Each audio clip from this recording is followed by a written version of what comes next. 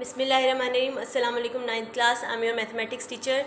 Today is Thursday and today is our last lecture related to Unit 1. इसके अंदर आप लोगों को मैंने वर्ड प्रॉब्लम्स करवाई हैं, थोड़ा बहुत उसके बारे में बताने लगी हूँ। ठीक है, आप लोगों ने इसके ऊपर क्रैमर्स रूल या मैट्रिक्स इन्वर्जन मेथड जो भी अप्लाई करना होगा वो आप लोग फर्दर खुद अप्लाई करेंगे। सिर्फ इसको इसकी मतलब जो स्टार्टिंग उसकी जो फॉर्म है उधर तक मैं इसको लेके जा रही हूँ। ठीक है ना। अब देखिए क्वेश्चन नंबर 2 है। सबसे पहले हमारे पास the length of a rectangle is 4 times its width. Length of a rectangle is equal to 4 times of its width. ठीक है, अब हमने इसको इक्वेशनल फॉर्म में ले जाना है। लेंथ -4 विड्थ आ जाएगी जब इक्वल किस साइड पे आएगी और इक्वल टू 0 आ जाएगा। इसी तरह उसने कहा है आगे हमें the perimeter of the rectangle is 150 centimetre. Perimeter हमारे पास जो है 150 उसने दिया है, तो पेरीमीटर का फॉर्मूला हमें पता है 2 length plus 2 width equals to 150 आ जाएगा। ये फर्स्ट और सेकंड इक्वेशन बढ़ गई है, यहाँ से हमारे पास 1 आ जाता है। -4 2 लेंथ और विड्थ इक्वल्स टू हमारे पास 0 और 150। ठीक है, अब इससे आगे जो कुछ भी अप्लाई करना होगा वो आप लोगों को एज रिक्वायर्ड होगा। ठीक है, अब हमने इसमें से find the dimension of the rectangle करनी थी। आप लोग इसमें एक्स और वाई भी यूज़ कर सकते हैं और लेंथ और विड्थ भी फाइंड आउट कर सकते हैं एज अ डायमेंशन इसकी। ठीक है, इसी तरह क्वेश्चन नंबर 3 है। 2 sides of a rectangle differ by 3.5 centimetres. ठीक है, अब ये 2 साइड्स ने इधर एक्स और वाई ली हैं। ठीक है, तो यहाँ पे हमारे पास डिफ़र का मतलब आता होता है माइनस। ठीक है, तो x माइनस वाई हमारे पास इक्वल्स टू 3.5 सेंटीमीटर आ गया है।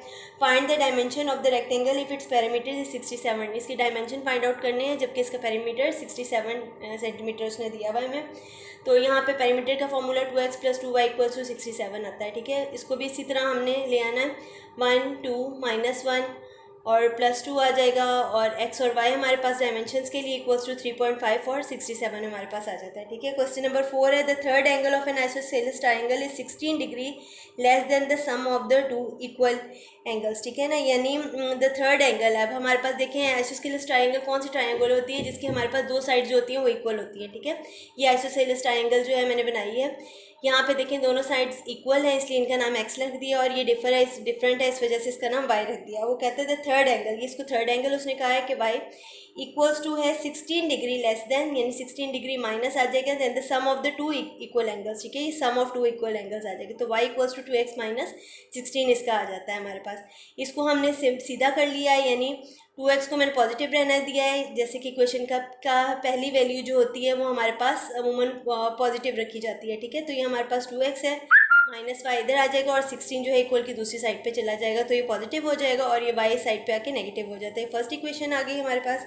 और फिर कहता है find 3 angles of the triangle. हमें पता है कि एक ट्राइंगल के टोटल एंगल्स जो होते हैं वो कितने होते हैं, 180 होते हैं।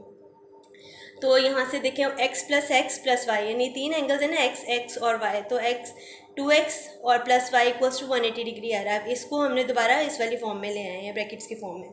अब क्वेश्चन नंबर 5 है हमारे पास। क्वेश्चन नंबर 5 में कहता है one acute angle of right angle triangle is 12 degree more than twice the other acute angle. ठीक है ना, ये हमारे पास एक एक्यूट एंगल बनाया हुआ है मैंने। एक्यूट एंगल कौन सा एंगल होता है, वो जो 90 डिग्री से लेस होता है। एक राइट एंगल ट्राइंगल उसने कहा ही है और इसके 2 एंगल जो है ये एक्यूट एंगल है। ठीक है, अगर एक एंगल हमारे पास y है और दूसरा x है तो वो कहता है कि हमारे पास एक एंगल जो है अगर y है तो दूसरा वाला जो है वो उसके इक्वल कब होगा, जब उसके अंदर हमारे पास 12 more than twice the other acute angle आएगा। ठीक है, यानी 12 मोर हो जाएंगे प्लस ट्वाइस द, यानी अगर ये इतना छोटा है इससे कि अगर इसमें हम इसको ट्वाइस करें इस एंगल को और उसके अंदर +12 कर दें तो फिर हमारे पास ये दोनों एंगल्स जो हैं वो बराबर होते हैं। ठीक है, तो ये हमारे पास इसकी इक्वेशन आ गई y is equal to 2x plus 12।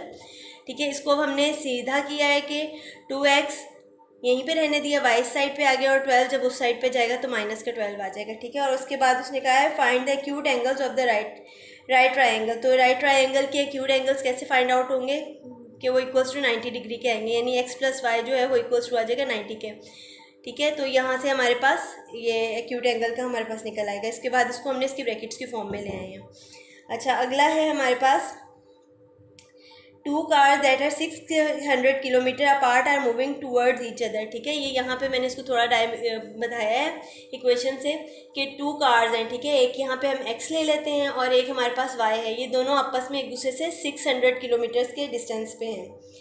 फिर कहता है are moving towards each other, और ये एक दूसरे की तरफ मूव कर रही हैं। ठीक है, अब वो कहता है there speed differ by 6 kilometre per our. ये जो स्पीड डिफर वाला है ना, वो ये वाला हमारे पास इक्वेशन आ जाती है, second equation x minus y equal to 6 वाली आती है, ठीक है। और वो कहता है 6 kilometre per hour and the car are 123 kilometre apart after 4.5 hours, ठीक है। अब देखिए 4.5 आवर्स को अगर हम कन्वर्ट करें तो ये 9/2 में चेंज होता है। जैसे कि मिक्स नंबर है तो हमने इसको फ्रैक्शनल फॉर्म में लेके गए हैं, तो 4.5 9/2 बनता है, ठीक है। 9/2 डिस्टेंस जब आर का यहाँ से कवर हुआ, और जब यानी इस कार ने कवर किया x ने, और जब इस कार ने y ने कवर किया, तो बीच का डिस्टेंस जो है वो 123 किलोमीटर जो है ना वो रह गया हुआ है, ठीक है। तो हमने बताना है find the speed of each car, ठीक है। हमने दोनों कार्स की स्पीड जो है ना वो बतानी है, ठीक है। अब आप इसको हमने किस तरह से करना है कि 9/2x प्लस 9/2y, ठीक है, इक्वल्स टू आ जाएगा 600 माइनस 123, ठीक है। यहाँ पे इस तरह आ जाएगा। फिर इसमें 600 माइनस 123 करेंगे तो 477 आ रहा है। 9/2 को मैंने इन दोनों में से कॉमन निकाला, कॉमन निकाल के मैंने इस दूसरी साइड पे डिवाइड कर दिया, तो 2/9 आ गया, ठीक है। तो ये इसको अगर हम सॉल्व करें तो 106 आ रहा है। तो पहली इक्वेशन हमारे पास ये वाली आ गई है। इसको इक्वेशन नंबर 1 का नाम भी आप लोग दे सकते हैं, x plus y is equal to 106, ठीक है। और x माइनस वाई वहीं डिफ़र वाली जो आ रही थी कि स्पीड उनकी डिफ़र हो रही है इक्वल्स टू 6 किलोमीटर के साथ, ठीक है। तो x minus y equals to हमारे पास 6 आ जाता है। इन दो इक्वेशन से हमने ये ब्रैकेट वाली फॉर्म जो है वो बना ली है। अब इनमें से ये देखें, आप लोगों के पास 5 क्वेश्चन हैं, इसमें से कोई से 3 आप लोग ग्रामर रूल से कर लें और 2 जो है मैट्रिक्स इन्वर्जन मेथड से कर लें, ठीक है।